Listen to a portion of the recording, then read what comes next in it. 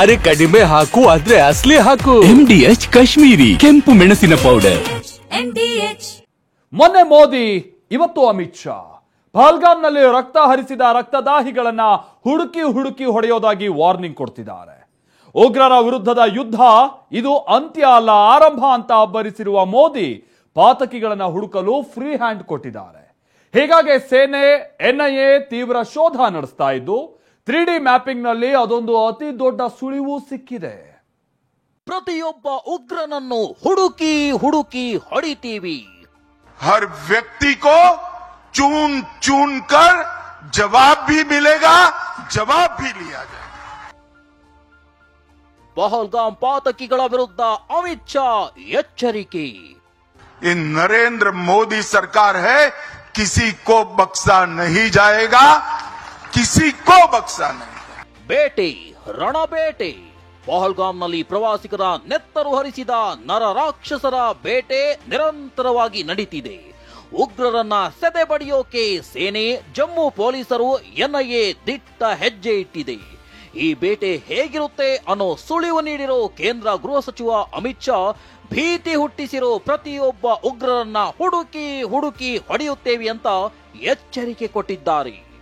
कि हमारे 27 नागरिकों का जान लेकर ये लड़ाई जीते हो. मैं सभी आतंक फैलाने वालों को कहना चाहता हूं कि लड़ाई का अंत नहीं है, एक मकाम है. हर व्यक्ति को चुन चुन कर जवाब भी मिलेगा, जवाब भी लिया जाए. ಪಹಲ್ಗಾಮ್ ದಾಳಿಯ ಬಗ್ಗೆ ಮೊದಲ ಬಾರಿ ಮಾತನಾಡಿದ ಅಮಿತ್ ಶಾ ಇದು ಅಂತ್ಯವಲ್ಲ, ಆರಂಭ ಅಂತ ಗುಡುಗಿದ್ದಾರೆ. ಏಪ್ರಿಲ್ 24ರಂದು ಮೋದಿ ಕೂಡ ಬಿಹಾರದಲ್ಲಿ ಅಬ್ಬರಿಸಿದ್ರು. ಉಗ್ರರನ್ನ ಹುಡುಕಿ ಹುಡುಕಿ ಹೊಡೆಯೋ ವಾರ್ನಿಂಗ್ ಕೊಟ್ಟಿದ್ರು. Today, from the soil of Bihar, I say to the whole world, India will identify, track and punish every terrorist and their backers. We will pursue them to the ends of the earth. India's spirit will never be broken by terrorism. Terrorism will not go unpunished. Kashmir ಕಾಡಿನಲ್ಲಿ ಅಡಗಿ ಕುಳಿತಿದ್ದಾರೆ ಪಾತಕಿಗಳು. ರಣಬೇಟೆ ಚುರುಕು. 4 ಉಗ್ರರಿಗೆ ಸ್ಥಳೀಯರಿಂದಲೇ ಬೆಂಬಲ. ಕಣಿವೆಯಲ್ಲಿ ಇಂಚಿಂಚು ಶೋಧ. ಮೋದಿ, ಅಮಿತ್ ಶಾ ಇಬ್ಬರು ಕೂಡ ಹುಡುಕಿ ಹುಡುಕಿ ಹೊಡೆಯೋದಾಗಿ ಎಚ್ಚರಿಕೆ ನೀಡಿದ್ದಾರೆ. ಅತ್ತ ಕಾಶ್ಮೀರದಲ್ಲಿ ಸೇನೆ, ಜಮ್ಮು ಪೊಲೀಸರು, NIA ಹುಡುಕಾಟ ನಡೆಸುತ್ತಿದೆ. ಈ ವೇಳೆ ತನಿಖಾ ತಂಡಕ್ಕೆ ಸ್ಫೋಟಕ ಸಂಗತಿ ಗೊತ್ತಾಗಿದ್ದು, ಕಾಶ್ಮೀರ ಕಾಡ್ನಲ್ಲಿ ಉಗ್ರರು ಅಡಗಿರೋ ಬಗ್ಗೆ ಮಾಹಿತಿ ಸಿಕ್ಕಿದೆ. NIA ತನಿಖೆಯ ವೇಳೆ 3D ಮ್ಯಾಪಿಂಗ್ ಮಾಡಿದಾಗ ಉಗ್ರರು ಜಮ್ಮು ಕಾಶ್ಮೀರ ಬಿಟ್ಟು ಹೋಗಲ್ಲ ಎಂಬ ವಿಚಾರ ಗೊತ್ತಾಗಿದೆ. ದಕ್ಷಿಣ ಕಾಶ್ಮೀರದಲ್ಲಿ ಅಡಗಿರುವ ಶಂಕೆ ವ್ಯಕ್ತವಾಗಿದೆ.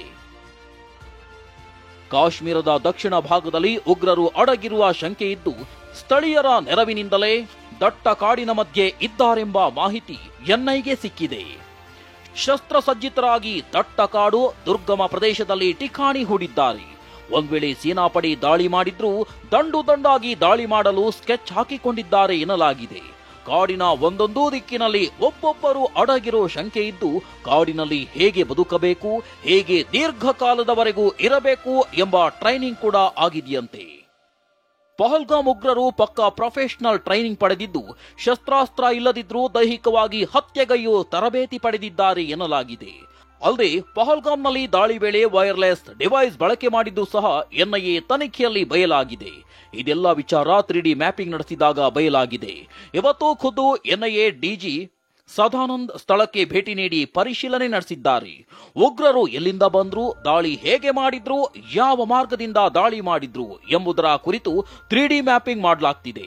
3D ಮ್ಯಾಪಿಂಗ್ ಅಂದ್ರೆ it is one camera with connected to a software. So ಇದನ್ನೇನಾಗತ್ತೆ ಅಂದ್ರೆ ನಾವು ಕ್ರೈಮ್ ಸೀನ್ ಎಲ್ಲಿ ಅಪರಾಧ ನಡೆದಿದೆ ಆ ಜಾಗದಲ್ಲಿ once it is been placed ಇದು ಎವ್ರಿ ನೂಕ್ ಅಂಡ್ ಕಾರ್ನರ್ ಅಂದ್ರೆ ಎಲ್ಲಾ ಜಾಗದ್ದು ಸ್ಕ್ಯಾನ್ ಮಾಡುತ್ತೆ ಅಂದ್ರೆ ಮೈನ್ಯೂಟ್ ಸಣ್ಣ ಸಣ್ಣ ಈವನ್ ನಮ್ಮ ಕಣ್ಣಿಗೆ ಏನ್ ಕಾಣಿಸೋದಿಲ್ಲ ಅದು ನಮಗೆ ಗೊತ್ತಾಗತ್ತೆ.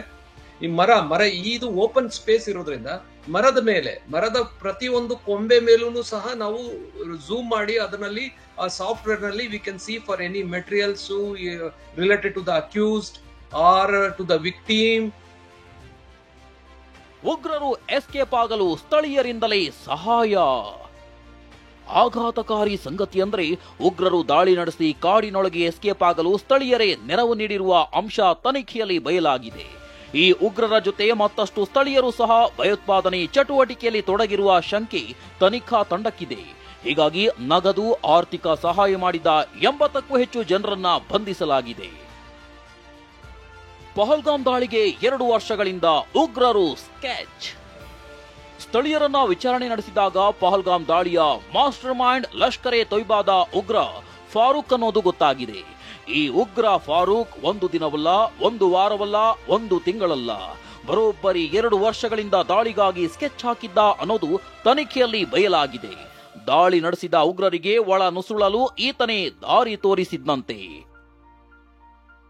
4 ಸ್ಥಳ ಗುರುತಿಸಿ ಬೈಸರನ್ ವ್ಯಾಲಿಯಲ್ಲಿ ಉಗ್ರರಿಂದ ಅಟ್ಯಾಕ್.